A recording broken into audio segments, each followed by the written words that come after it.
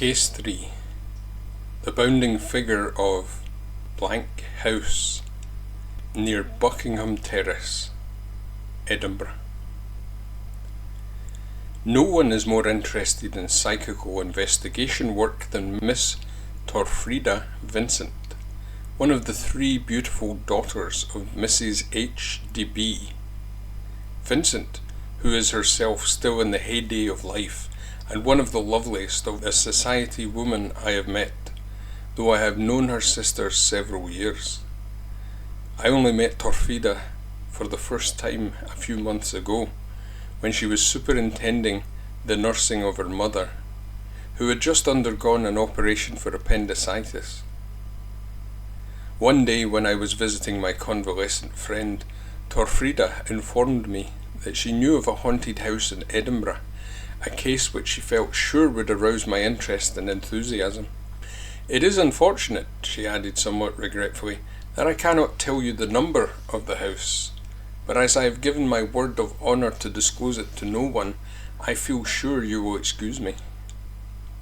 Indeed, my friends the Gordons, who extracted the promise from me, have got into sad trouble with their landlord for leaving the house under the pretext it was haunted, and he has threatened to prosecute them for slander of title.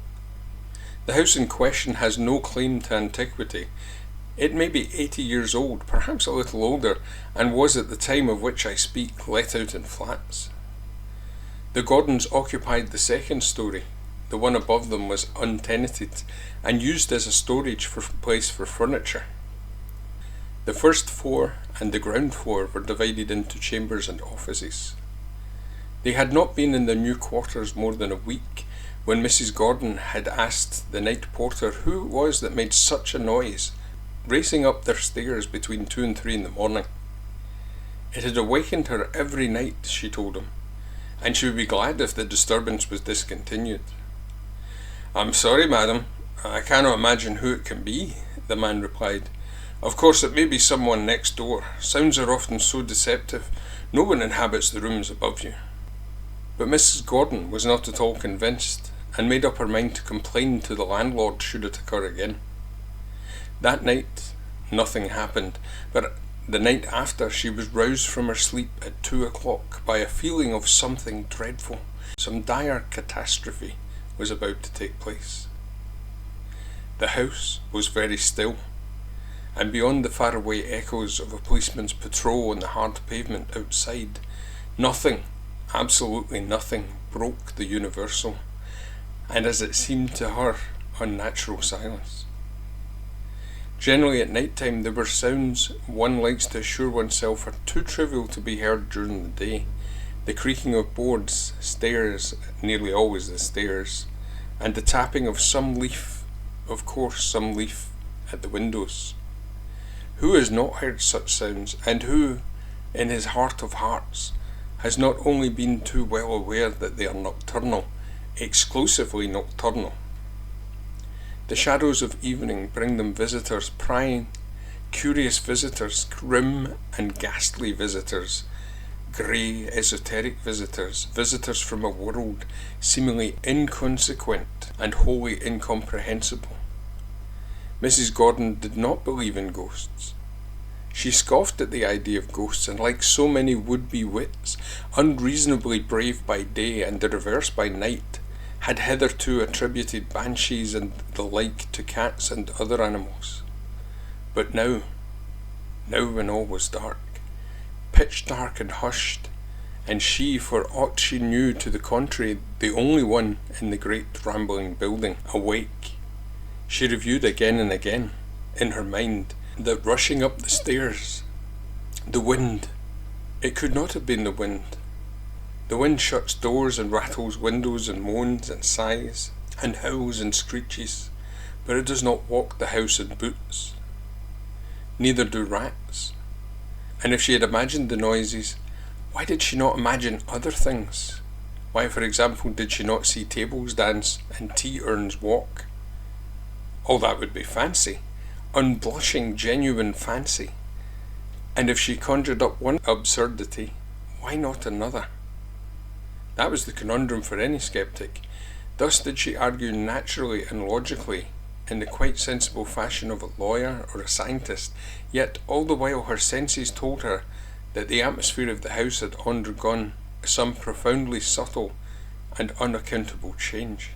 A change that brought with its presence at once sinister and hostile. She longed to strike a light and awake one of her daughters, Diana by preference, since Diana was the least like to mind being disturbed and had the strongest nerves. She made a start, and loosening the bedclothes she always liked tightly tucked around her, thrust out a quivering toe. The next instant she drew it back with a tiny gasp of terror. The cold darkness without had suggested to her mind a great horny hand, mal-shaped and murderous, that was lying in wait to seize her. A deadly sickness overcame her, and she lay back on the pillow, her heart beating with outrageous irregularity and loudness. Very slowly she recovered, and holding her breath, sidled to the far edge of the bed, and with a dexterous movement, engendered by the desperation of fear, made a lightning light dab in the direction of the electric bell. Her soft pink finger missed the mark, coming in violent contact with the wall, bent the carefully polished nail. She bit her lips to stop a cry of pain, and shrinking back within the folds of her dainty lace-embroidered nightdress, abandoned herself to despair.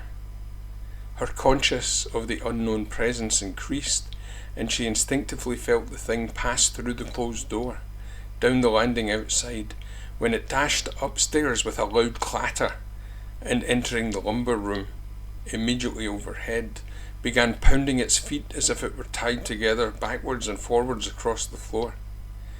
After continuing fully half an hour, the noises abruptly ceased, and the house resumed its accustomed quiet. At breakfast, Mrs. Gordon asked her daughters if they had heard anything in the night, and they laughingly said, "No, not even a mouse." There was now an intermission in the disturbances, and no further demonstration occurred for about a month. Diana was then sleeping in her mother's room.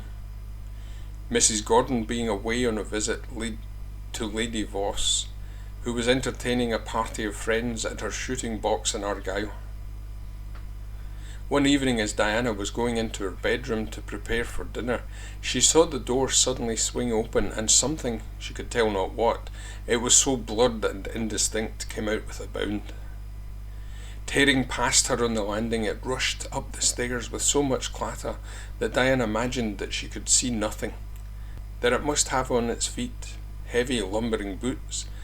Filled with an irresistible curiosity, and in spite of her alarm, Diana ran after it. On reaching the upper story, heard it made a terrific racket in the room above the one in which she now slept. Nothing daunted, however, she boldly approached, and flinging open the door, perceived its flimsy outline standing before a shadowy and very antique 8-day clock, which apparently it was in the habit of winding. A great fear now fell on Diana. What was that thing? And supposing it should turn round and face her, what should she see?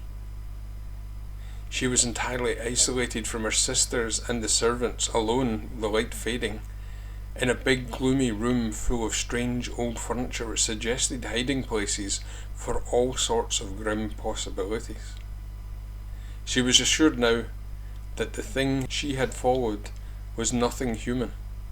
Rather, it was a delusion. For when she shut her eyes and opened them, it was still there. And oddly enough, it was now more distinct than it had been when she had seen it downstairs.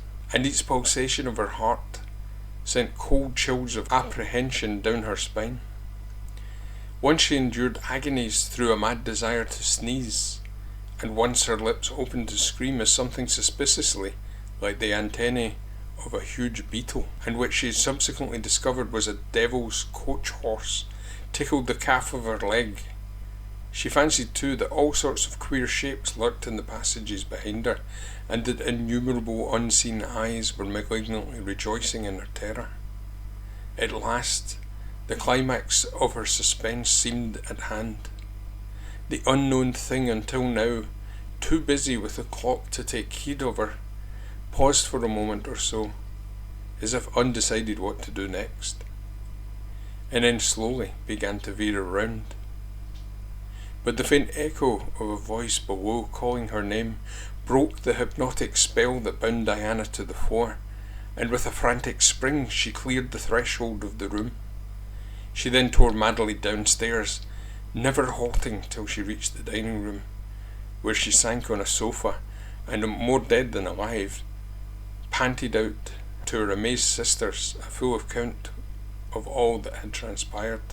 That night she shared her sister's bedroom, but neither she nor her sister slept. From this time till the return of Mrs. Gordon nothing happened, and it was one evening after she came back that she was preparing to get into bed that the door of her own room unexpectedly opened, and she saw standing on the threshold the unmistakable figure of a man, short and broad with great width of shoulders and very long arms. He was clad in a pea jacket, blue serge trousers and jackboots. He had a big, round, brutal head, covered with a tangled mass of yellow hair, but where his face ought to have been, there was only a blotch, underlying which Mrs. Gordon detected the semblance to something fiendishly vindictive and immeasurably nasty. But in spite of the horror his appearance produced, her curiosity was aroused with regard to the two objects he carried in his hands, one of which looked like a very bizarre bundle of red and white rags, and the other a small bladder of lard. While she was staring at them in dumb awe, she swung round and, hitching them savagely under his armpits, rushed across the landing with a series of apish bounds, sprang up the staircase and disappeared into the gloom. This was the climax. Mrs. Gordon felt another such encounter would kill her. So in spite of the fact that she had taken the flat for a year and had only just commenced her tenancy, she packed up her goods and left the very next day. The report that the building was haunted spread rapidly, and Mrs. Gordon had many indignant letters from the landlord. She naturally made inquiries as to the early history of the house, but of the many tales she had listened to, only one, the authenticity of which she could not guarantee, seemed to suggest any clue to the haunting. It was said that a retired captain in the merchant service many years previously had rented the rooms she had occupied. He was an ordinary individual, and despite the fact that he had lived so far inland, would never wear any but nautical clothes, blue jersey, trousers, reefer coat and jackboots. But this was not his only peculiarity.